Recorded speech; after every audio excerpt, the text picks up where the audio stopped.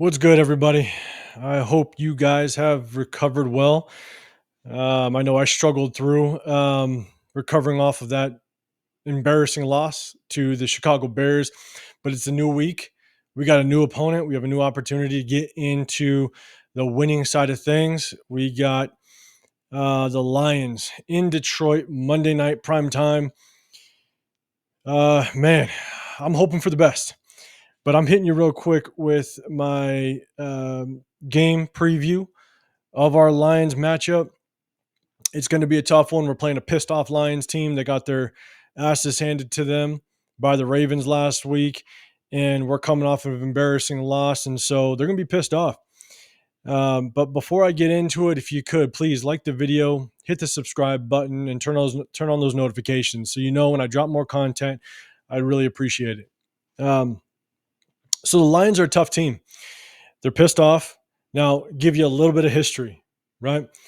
Uh, the Lions haven't won a playoff game in roughly 30 years. And even prior to that, they haven't won a playoff game since 1957.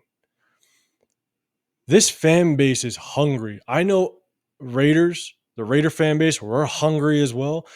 But this Lions fan base is hungry. And all I'm hearing is that stadium, when they play at home, is loud. And so if you think about it, right, we're not that great of a team. We're struggling. They are coming off of a tough loss, but they've proven so far this season to be a really tough, scrappy team. That fan base is going to be hungry. That team is going to be hungry. So, us Raiders, our team better be ready to fight. This is going to be a scrappy game. It ain't going to be easy. And based on how we've performed, based on how we performed last week, we better have our ass ready. So, um, let's get into the injury report real quick. We'll start with the Lions. So, the Lions actually have both their guard and center not practicing this week, and so this is going to be basically Saturday. So we still have a couple days. We might see we'll see another injury report pop up on Monday prior to the game. But as of Saturday, you got their starting guard, starting center. The guard is Jonah Jackson. Center is Frank Ragnow. They both did not participate all week in practice. Dave Montgomery, he's obviously been out. And so that kind of wraps up the injuries on the offensive side, at least the major injuries.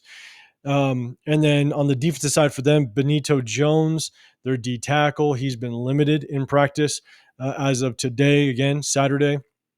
So we'll see if um, that improves for him going into Monday night. And then on our end, so offensively, first, really the only injury that pops up is Jimmy G. Now, we did just see a report come out today that he's practicing and he's going to be starting.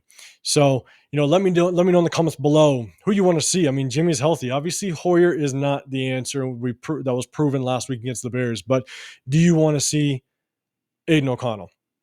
And I think I know what the majority of the answers are going to be. But Jimmy G is now healthy, coming off of that back injury, and he is now named the starter. Daniel Carlson, he did not participate, but look, he's a field goal kicker. Things can change pretty quickly for them. But I know that before the Bears game, he was kind of being looked at by the medical team. Prior to that game, he did miss a field goal. I believe it was the first one, and so I think there is something tweaking with him. And so hopefully he can recoup off that injury, play Monday night, and be at full strength because we need his leg. That's for sure. On the defensive side, Jacorian Bennett, our corner, has been limited. Divine Diablo suffered a pretty rough injury against the Bears, so I think Luke Masterson's going to see a lot of work because I don't think Divine Diablo is going to play. Nate Hobbs, he's been limited. There's a really good chance he's going to be playing. I think I've seen a lot of reports that are saying that he is going to suit up. So let's hope so because we definitely need him. And then Marcus Peters was limited. So that kind of sums up the injury report. And then what I want to do is get to the keys to victory. And so let's start with the offense. Number one, you got to control the clock. We have to win the time of possession battle. A lot of this is going to be repetitive because, look, our offense has been struggling all season. And there's things that I think that they need to do in order to kind of open this thing up to potentially reach our offense's full potential.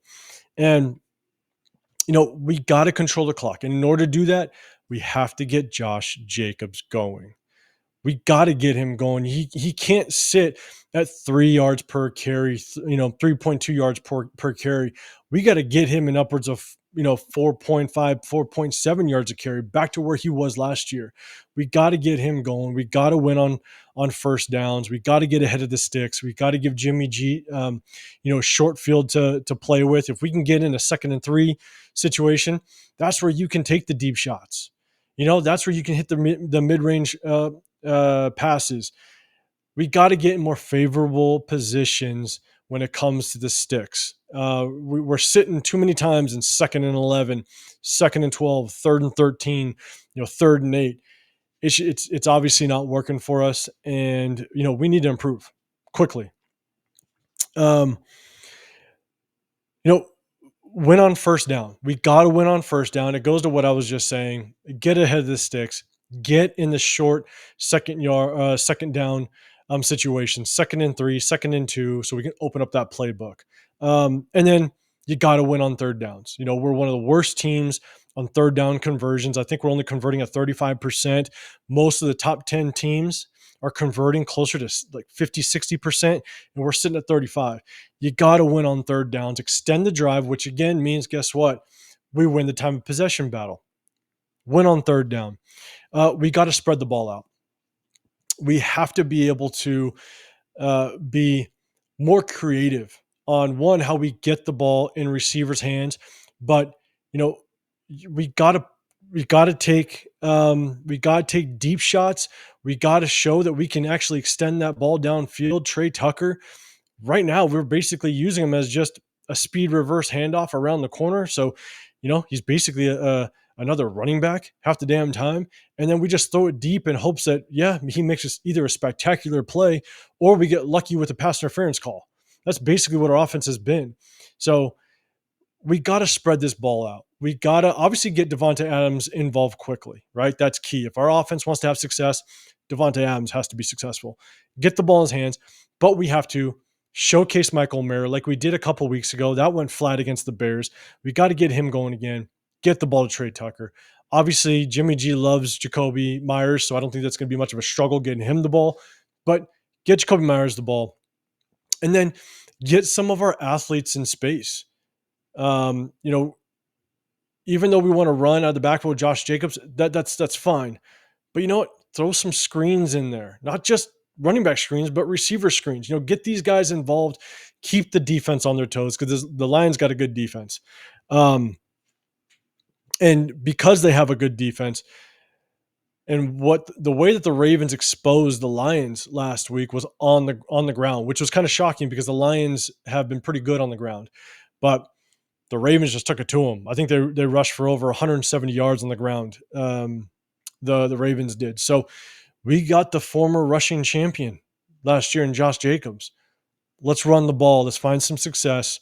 Let's get that ball rolling. And then, look, I think lastly for the offense, stop being predictable.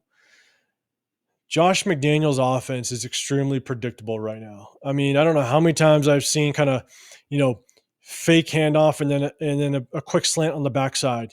That's only going to happen so often. A fake handoff and then a dig route down the middle, maybe a seam down to the tight end.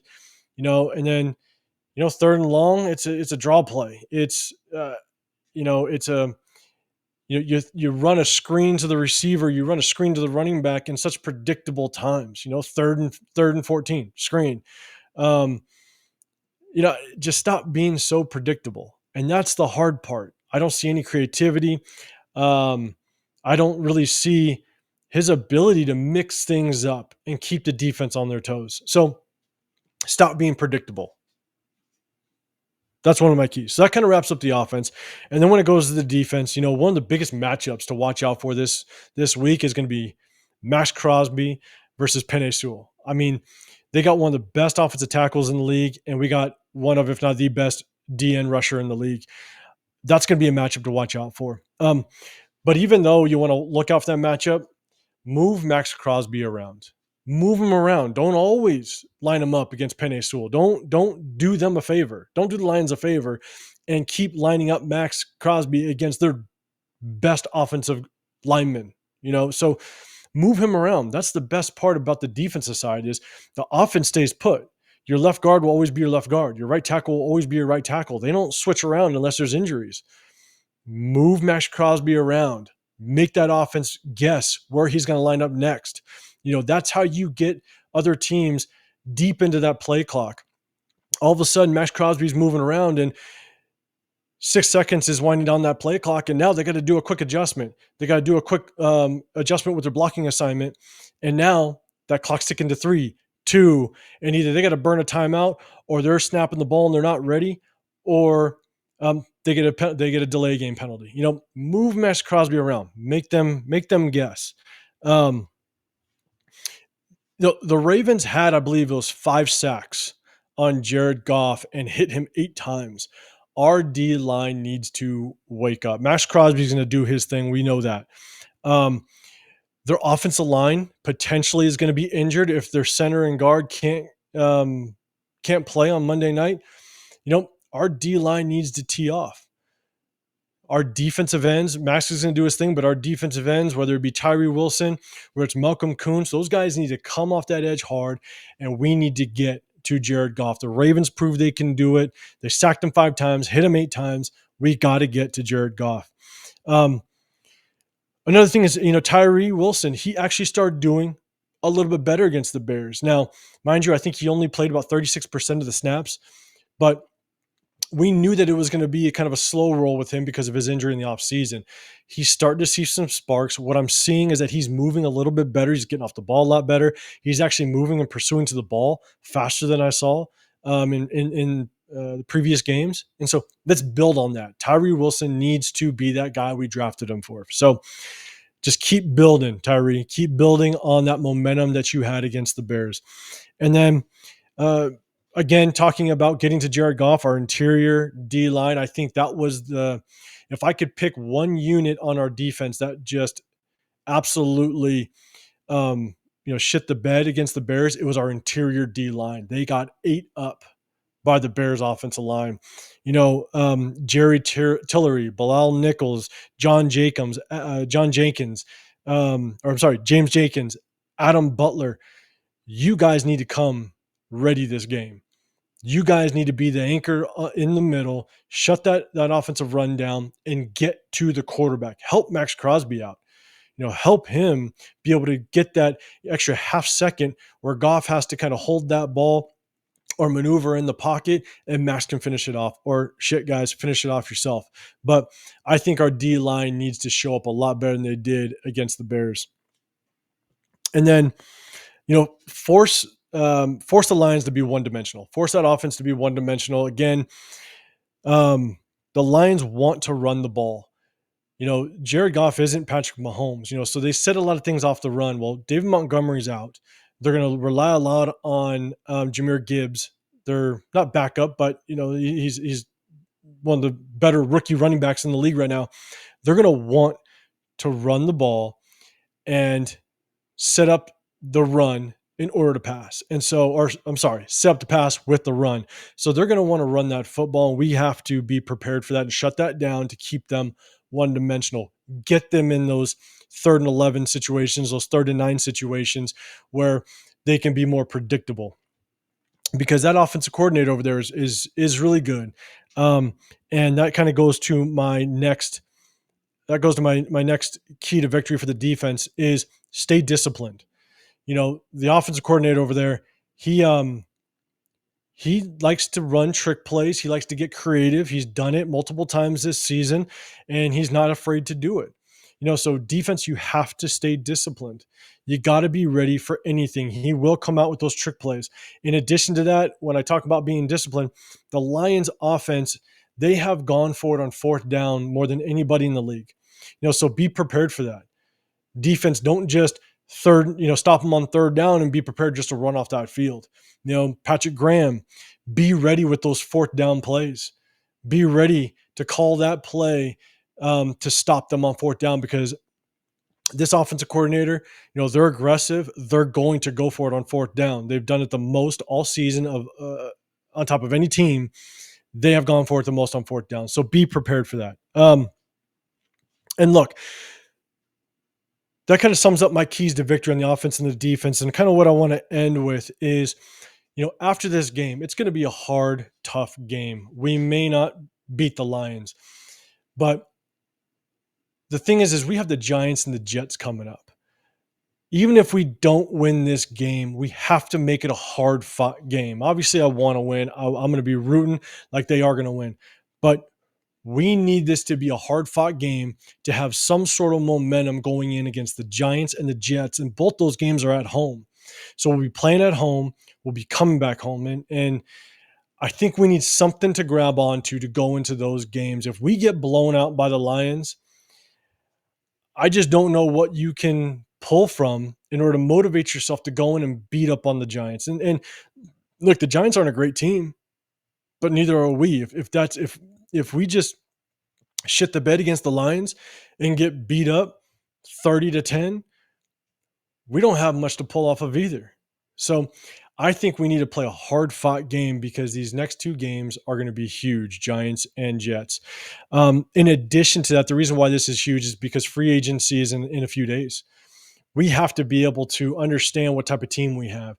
If we just absolutely get blown up by the Lions, then are we going to be buyers when free agency starts to come our way? When free agency ends, if we get blown up by the Lions, that could be our season. But if we beat the Lions, or we show that we can compete with the Lions being one of the better teams in the league right now, we might have some momentum. Maybe we will become buyers when free agency ends. And so, I think Monday night is going to say a lot. I'd also like to see Hunter Renfrow a little bit, because everybody's talking about, there's a bunch of reports saying that Hunter Renfrow is on the trading block. And, what Josh McDaniels has done has completely devalued Hunter Renfrow. I mean, not only is his contract pretty steep for a lot of buyers, but he's completely devalued him. Hunter Renfrow how can you sell a guy that's had maybe 6 catches on the season? And last year he was injured quite a bit, but basically had no success last year. You took one of the best route runners in the league, and at one point, 2 years ago with Derek Carr, was one of the best receivers in the league. You took that and basically crumbled that and threw it in the trash. So you now wanting to sell Hunter Renfrow in free agency, you went about it the completely wrong way. You completely devalued him. And, at best, I think if we want to trade him away, we might get a 6th, maybe, for him. So, I'd like to see, if you're truly trying to,